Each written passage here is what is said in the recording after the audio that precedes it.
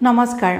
আজিৰ ভিডিঅ'টো মই কম ভৰি ফুলাৰ ওপৰত আপোনালোকে হয়তো দেখিছে বহুত মানুহৰে ভৰি গাঁঠিৰ ওচৰত ভৰি ফুলে গাঁঠিৰ ওপৰৰ পৰা তললৈ ভৰি ফুলি গৈ থাকে আৰু যেতিয়া আপোনালোকে ডক্টৰৰ ওচৰত যায় সব ধৰণৰ যেটা পৰীক্ষাবোৰ কৰে ব্লাড টেষ্ট ইউৰিন টেষ্ট বা ইচিজি কৰে বা ডাঙৰ ডাঙৰ টেষ্টবোৰ যেতিয়া কৰে তেতিয়া ডক্টৰে কয় যে আপোনাৰ হাৰ্টৰো প্ৰবলেম নাই আপোনাৰ কিডনীৰো প্ৰবলেম নাই আপোনাৰ সোডিয়াম পটাছিয়ামৰ প্ৰবলেম নাই তেতিয়া আপোনালোকে ঘৰলৈ আহি যায় কিন্তু দেখে যেতিয়া প্ৰবলেমটো আপোনাৰ ঠিক হৈ যোৱা নাই দৰববোৰ দিয়াৰ পিছতো যদি ঠিক হৈ না যায় তেতিয়া আপোনালোকে ডক্টৰ চেঞ্জ কৰিব পাৰে বা হস্পিটেল চেঞ্জ কৰে বা কিছুমান মানুহে ভয় কৰি পেলাই যে কি হয়তো বহুত ডাঙৰ কিবা প্ৰবলেম হৈ আছে অসমত ধৰাৰ পোৱা না মানুহে তেনেকৈ বাহিৰলৈ ট্ৰিটমেণ্টৰ কাৰণে গুচি যায় কিন্তু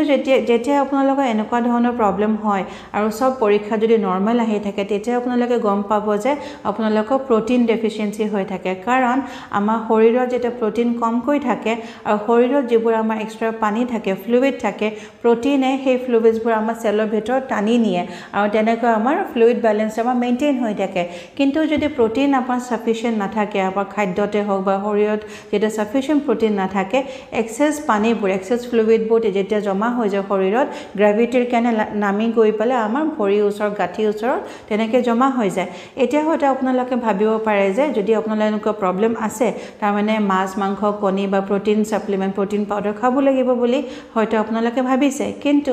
প্ৰটিন বেছিকৈ খালে যে মানুহৰ এইটো প্ৰবলেম ভাল হ'ব তেনেকুৱা নহয় কাৰণ আমাৰ হজম শক্তিটো প্ৰটিন হজম কৰা যেটো শক্তি হয় হেতু আমাৰ ভাল হ'ব লাগিব কিন্তু বেছিভাগ মানুহৰে লিভাৰ দুৰ্বল হয় পেনক্ৰিয়াছ দুৰ্বল হয় আৰু বিশেষকৈ যেহেতু আজিকালি বহুত মানুহৰে ইনসুলিন ৰেজিস্ট্যান্স থাকে তেতিয়াও আমাৰ প্ৰটিন হজম কৰা শক্তিটো বা প্ৰটিনে ফ্লুইড যেটো আমাৰ বেলেন্সটো মেইনটেইন কৰে